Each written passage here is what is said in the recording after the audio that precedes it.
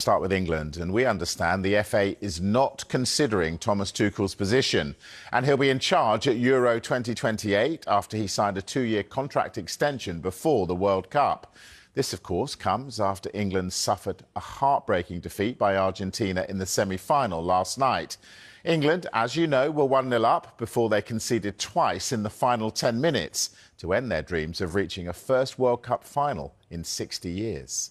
In the cold light of day, I think England had the players to win the World Cup, but for a variety of reasons, they are not even in the final again. I think a lot of the blame lies with Thomas Tuchel. I think he will learn from this experience.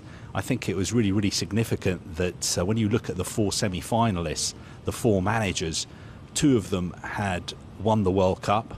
One of them had won the Euros, and Thomas Tuchel, this was his first ever major tournament. I know he's a fantastic club manager, but I just think that he made some mistakes before the World Cup started and quite a few during the World Cup. Going forward now, he's got the experience of having managed England at a World Cup. So I think Thomas Tuchel is here to stay unless he has an extraordinary change of heart after the third place playoff in Miami on Saturday. I know he is going to say he has no regrets, but I think privately he will have quite a few regrets. But let's hope that going forward he will learn from the mistakes that he made, because I still think England do have the players to win a major tournament. Well, former England defender Gary Neville believes that England's inability to hold on to the lead last night was down to the team's sole focus on defending. I've been part of that film many times with the England team who somehow, for some reason, the mentality, the fatigue, whatever it is, physical, mental, tactical understanding, technical ability on the ball to be able to keep the ball, we fall short. Whether you look at the game against Spain in the Euros, Italy back at Wembley in the Euros final, whether you go back to 2004 against Portugal, when Helder Postiga scored a goal with 8 minutes to go and we were 1-0 up for 60, 70 minutes when we were hanging on in there. We have done this continually in tournaments, England, for a long time. And it's not just Thomas Tuchel who's fallen foul of that. There are many England managers and many England players, including myself, and every England player that was out on that pitch last night was so desperate to win that match and so desperate to bring success to the country from a football perspective. So it's not through a lack of wantness, a lack of care. And all I can put it down to, having a lot of lived experience of what those lads were feeling last night, is that your legs start to get heavy, you start to become under pressure, you start to protect your lead, think you can get over the line by basically sort of keeping your clean sheet or keeping the sort of ball out of the back of your net, rather than thinking more positively, which is how do we go and counter-attack and score that second goal. It's just something we've got in our psyche. It's something that we've done that means that we've brought pressure on ourselves and we've been knocked out of tournaments time and time again in this way. It's not good enough, but we haven't got the technical ability, I don't think, of the team to be able to play through the middle thirds. I keep talking about sort of these players that play for these other countries at the very elite levels. They have the ability to keep the ball under possession in the highest pressure moments of matches. And then you add that little bit of stardust like Messi on top of that, and you've got something that ultimately gets you over the line. We've not been able to get over the line like that. Well, Thomas Tuchel has been heavily criticised for his substitutions and his decision to play more defensively after going 1-0 up last night. Former England striker Michael Owen says the blame lays with Tuchel and the English mentality. Still very annoyed, very frustrated. I think we gave the game away. I don't think Argentina beat us. I think we gave it them. In the end, they could have won 4-1 or 5-1 or something. They hit the post. But after an hour, we're in total control. We're 1-0 up. All we had to do is watch Spain the night before and see what happens when you're 1-0 up. Keep playing, keep the ball, stay brave, stay confident. Just keep the ball. And we just panic and we're scared of losing. And then even our manager makes mistakes, throws on 3 defenders and takes off attacking players. Totally hands the initiative to Argentina. We gave them that game. Our problem was against Mexico. We did exactly the same. We're in total control. We're 2 goals ahead. And we go all negative and we think this is great football. This is brave football, defending our box. It's not. It's not what Spain did last night is brave football. You know, when you're playing against a great team and you're 1-0 up and you continue to keep the ball under the maximum pressure, going back and dropping back and putting 11 men in your own box and just kicking it as hard as you can and heading it out and whatever, and taking a ball in the face. People think that's brave. It's not. It's quite the opposite. You know, this lies squarely on the manager's decisions and our mentality as a nation, because it's not the first time we've done it. We did it in my era. I scored against Brazil in the quarterfinals of the World Cup. They were down to 10 men, like we were against Mexico. And what happened? We didn't get a kick. Brazil played us off the park with 10 men, beat us 2-1. We do it all the time. I scored against Portugal in the quarterfinals of the Euros. Again, what do? Okay, Wayne Rooney gets injured, but we still retreat. We still let other teams in. It's a British mentality thing where we are so scared of losing. We're so fearful of failure that we just, and we got the players. There's nothing wrong with our team. There's nothing wrong with nothing wrong with anything. It's purely mentality. Well, Owen's former strike partner, Emil Heskey, pointed out that giving one of the greatest players who's ever played time and space will only lead to one outcome. Disappointing, obviously. The reality is, if you'd asked me at the beginning of the tournament, I said semi-finals, I'd be happy. Got to the semi-finals, not quite happy we're not at the finals, especially after going 1-0 up. But yet again, we sit back a little bit and invite pressure onto you. You could probably do that against Mexico, but you can't do that against Messi. But you can block that side and fill that side where he is. You can block it. You can just put 3 or 4 players there and say, right, give it to Rodrigo de Paul, give it to others. I know, but even a few times in the first and the second half, he was in them pockets. We admired him when I went into him. And he's making things happen. He's making things happen. But never, Gary, I know what you're saying. We sunk in and let him go here. Yeah, but Gary, what was our plan when we went 1-0 up? What was it? Because the only way we were going to beat them, Roy, they were hanging on, hoping right? For the best. So I'm saying we've got players on the bench with pace. We've got players on the bench with pace. We needed to get out. He didn't change anything in respect of us getting out. But so it turned into him putting players on to load up and be defensive. Something that Messi wants. Messi wants to tackle through people and dribble through people, put the ball in the box to chaos. I think what I honestly think what the problem we had, and again it's been something that's been seen before with England, the real balls decision at 1-0 up was probably to take Harry off. I mentioned it during the actual watch along. I said, look, and what was done? If you're going to take Jude and Harry off and put, say, for instance, Rashford and Rodgers up front as an example. No, I'm not saying you take that. I'm saying if you want pace on the counter attack up front in central areas, you've got to take off Jude and Harry or one of them. You've got to take no. Morgan Rodgers maybe could have came off. No, Ian, you've got to have someone that can run and damage. The only thing I'd say about that, Nev, I agree. Obviously, you need pace and space. You do. But no, England weren't even getting a grip of it to play a pass. They never even got to that. We go, have we any? They weren't even getting their heads up. They were never getting out. They were just getting suffocated by a brilliant Argentina team who showed spirit, fight, quality. They're world champions. Listen to their manager. 2 months ago, he got interviewed. Are we going to win it? No, we're not. We're going to retain it. Criticising Argentina were amazing. They're street fighters. Oh, they were amazing. They were 2-0 down. We'll talk about England to start with. Okay, we'll talk about Argentina in a minute. But with England, I agree with you. Sometimes you do it. If you're sitting in, you need space and pace. But they weren't even getting on the ball. They couldn't get on the ball. They couldn't even. You could have had the best sprinters ahead. They weren't getting it. Look, if we go back to pre-tournament, I think we all said the minute that England come up against a team that are technically going to keep possession of us in the biggest moments and pressurised moments of matches, we're going to struggle. We've not really played a team so far. If you think about who we've played Mexico, Norway and DR Congo. So we've played 3 teams that, to be fair, I think Mexico was a tough game, really tough, but it was still Mexico, Norway and DR Congo. This is the first team we've played that's at what you would call a real high level. We've been found wanting the minute we've played a tough team. And I think that's the closest that you're going to get to a World Cup final. You're 85 minutes, 1-0 up against Argentina, and you've got a World Cup final within your grasp. And these lads have been brilliant these last 5-6 tournaments because they've got to semi-finals and finals, but that is a painful one for them. That it is a painful one. And Thomas Tuchel, to be fair, will get a lot of criticism because of his substitutions, Ian. But he'll also get a lot of criticism that he's not been able to turn.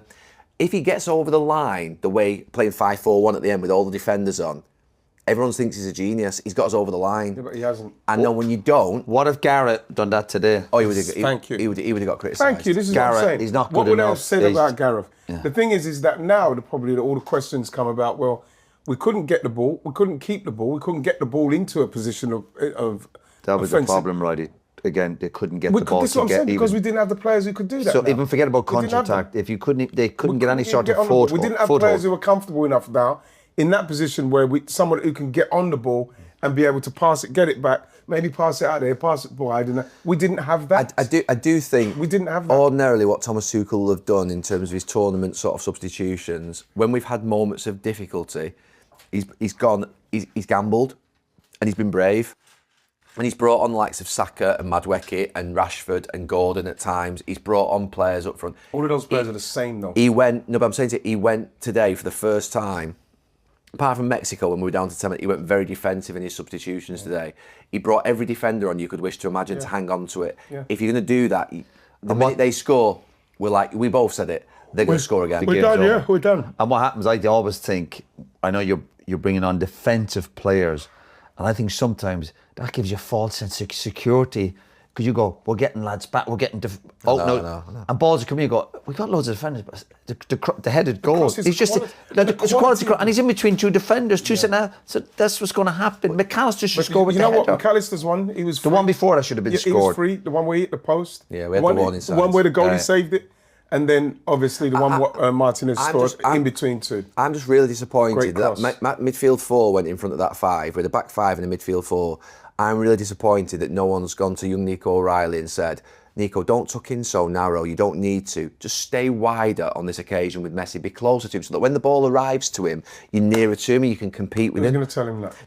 But that's either the manager, the coaches, or it's the senior players. You can't. If I'm a fullback and I've got Messi there and I'm having to tuck in, I'm saying to my wide player, get out wide. Forget this in here. Leave Rodrigo de Paul there, although he put a great cross in. But don't leave him.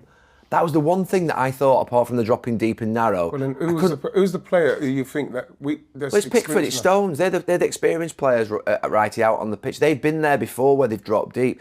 Do we think he should have saved the first shot? The one with Fernandez, the side foot. I think that what happened is that when you see it and people continually play it, you'll see it didn't go into the side netting. I think if you look at it, I think he was one of them ones. He was kind of... Again, his leaning, weight was trying on to his see neck. it, and then it was too and late again, for the dive. he got his range in a couple of shots earlier. So you mentioned that as he well. was getting his range in, and all of a sudden you're going, and they just switch off, and it's these decisions. And fatigue kicks in, mentality, the corner. Messi just takes a bit quicker. Short, goes back to the edge of the box. Do you see they smelt the moment? But they could smell the blood on us now.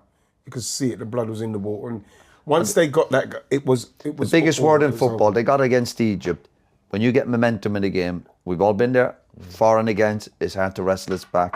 When they got 2-1 against Egypt last week, we went, it's over, it's 3-2. Yeah, we said that. And today, when you got back, you go, hey. And remember, that was in the 85th, 80th. Instead of Argentina going, hey, thank God, we're going to extra time. They're like, no, we're not interested in extra time. We're world champions for a reason. What does this mean for Thomas Tuchel? Is he just getting a little bit of a kick in for the next few days, and then obviously, will. and then we move on? Yeah, and then, probably Because no, I was saying. What happens to the you know, all the players that he supposedly left now? What happens now is there a whole? Are we? Is it all? We're starting all over again. The Foden, Morgan Gibbs White, Palmer, because Trent, everybody. So what happens? We have to say, we've signed. He's signed now. We've signed him. He's signed for another. Is this honeymoon period over now? Oh, without a doubt. Yeah. I think so. Yeah. Look, I'll be really honest with you. I'm torn. It has to be. Look, I'm surprised. Look, do you know where I'm at with it? If you just said to me at the start of this tournament that we get to the semi-final, we did say that. I know. I'm saying that. And look, I'm disappointed right now. But we got to a World Cup semi-final with a squad that, to be fair, I'll be honest with you, I think that's the maximum. You mentioned it just now, the teams that we played, that we should be beating. And we did beat them. And we've come up against a decent team. But was it like the last Euros when England got to the last final? Is it against... It's always kind of stuttering, isn't it? We've done the same thing. There's never efficiency to Spain or even I know France slipped up, but... This is a record that is stuck, and it's a film we've seen so many times before this. So on one hand, you have to give them credit for making this semi. And there is, because again, it's not easy. We played, but just to keep coming up short and to be in that winning position, which they have before. That's what Thomas Tuchel was. But remember against Norway, there's little signs there. When Norway were 1-0 up, they had a great chance to go 2-0 up. Yeah. You know, there's moments where you go, listen, you all need a bit of luck or poor decision. But again, what I enjoyed about the game today, like, again, Argentina are world champions, but it's nice to watch the quality. It was great watching Spain yesterday, and we always sit back and you go, that's what it's about, lads, that quality. No, it's dealing with pressure. I remember Italy, when we were the final. Not enough to hold on. No, and Wayne's exactly right in what he said in terms of the drop too deep. When they scored that first goal, they should have went for the second. I wanted positive substitutions to take the game to Argentina. Yes, you've got to respect their quality, but all it did when they dropped deep is allowed Argentina to get into their flow. And at this level, you get punished. That's the difference. And I think for all the effort that the players have, they've been absolutely outstanding. Digging in, not played well all tournament, but they've been digging in at the right moments, getting over the line. So when you look at it, you have to look at the manager and his decisions to go that deep so early. Harry Kane said then it was about going to get the next goal. It didn't look like that. Of course, the opposition were applying pressure. They made subs themselves. They was chasing the game. They brought on Martinez. He gets a goal. However, it was just too deep. They made it too easy for Argentina in that second half. I don't know if this is an unfair comparison or not. You tell me. Spain went a goal up last night against France and stayed in control. They didn't go flying forward looking for a second, a third, and a fourth, although they got a second. But they managed to control it. Yeah, is that the difference? Yeah, well, they didn't sit inside their own penalty box. They have control by taking the ball, by moving the ball, moving it quick with a quick tempo. I think once we got the first goal, and Mika's absolutely right when he said, when we got the first goal, we didn't look to go inside and score the second goal. Far from it, we made changes and we dropped in. So for the players, for me, Thomas Tuchel's made the decision. And when you make a decision, it's a gamble. And the gamble he made was to go with the five at the back, which allowed them to dictate the game. Then we couldn't get out. They kept coming back, wave after wave after wave. Messi knew the space was out on the right. Me and Joe were watching him. He stood there, he didn't move. And all Argentina did was pick the second ball up, give it to Messi, let him go and try and do his thing. And we got punished. Yeah, you mentioned the Spain game, though, Chappers. What they do better than we do, they keep hold of the ball. Well, that's what I'm saying. They control it. They give it to Rodri, they give it to Fabian Ruiz, they give it to Olmo, Pedri comes in the game, and they control the game. When we're on the ball, and Tuchel's style of play, and it's worked in certain aspects, but when we can't have runners going from deep, we don't keep the ball well enough. I didn't see any patterns of play that could have kept us the ball. Now, for all the hard work and everything they've gone through in this tournament, they didn't have that default. Play it around, little angles. We showed it before the game. Egypt just keeping calm, drawing them out, getting Martinez, getting Romero out of position. You've got to bring them out and still be calm on the ball. Now, easier said than done, of course it is. But I didn't see anything when the back was against the wall other than the old school, get it up the pitch and see what numbers we can get around it. How difficult are patterns of play to implement as an outfield player when the changes keep coming? I go back to the Norway game, the report looking at Elliot Anderson, people who analysed that game, he played 4 different positions over the course of that game. How hard are those patterns of play? I think even with players in a normal shape, it's against Argentina who go and press and try to win the ball back quick, it's very difficult. But when we got the ball, we had no outlet, so all we were doing was kicking it long, they pick it up, come again. So it's impossible. It's impossible. But for me, the biggest thing is, when Thomas Tuchel was making them changes, 100% them players will be stood on the pitch thinking, oh no. They will have known what was coming. They would have known it was coming at them, and they would have had to have a massive amount of luck to see the game out. Because none of those, when we look at those substitutions, and this is where Micah needs to go closer to the screen so you can see it. But when you look at those substitutions there, none of them are like for like, are they? No, they're not like for like, but it's worked before in previous games, so he's stuck to the task. The difference is he came up with a quality opposition today. But yeah, I just thought it was too negative. I really did. Harry's such an honest interviewer. So I'm thinking maybe from another point of view, from Thomas Tuchel, maybe did encourage England to go and get the second goal. And then very quickly realised we're not capable of getting the second goal. And that's why he made the decisions. Because I don't think Harry Kane would say that for any other reason than that was the message that was gone on. If we do score, we keep pushing. And that's maybe why Tuchel made the decision to do what he did. The difference was bravery on the ball. When we scored the golden goal, absolutely outstanding. Well, come on, then take us through. About the wide areas. I said it at half-time. Look for 1-2s. There he's gone on the outside with a right foot perfect cross. But the players just play to what he does. He is the lead. of that orchestra, and he's just absolutely brilliant. And just to highlight as well where Lionel Messi was, we have his heat map from 1-0 onwards, and just sat in that right. Well, not sat, but I mean, walking around in that right channel. That's because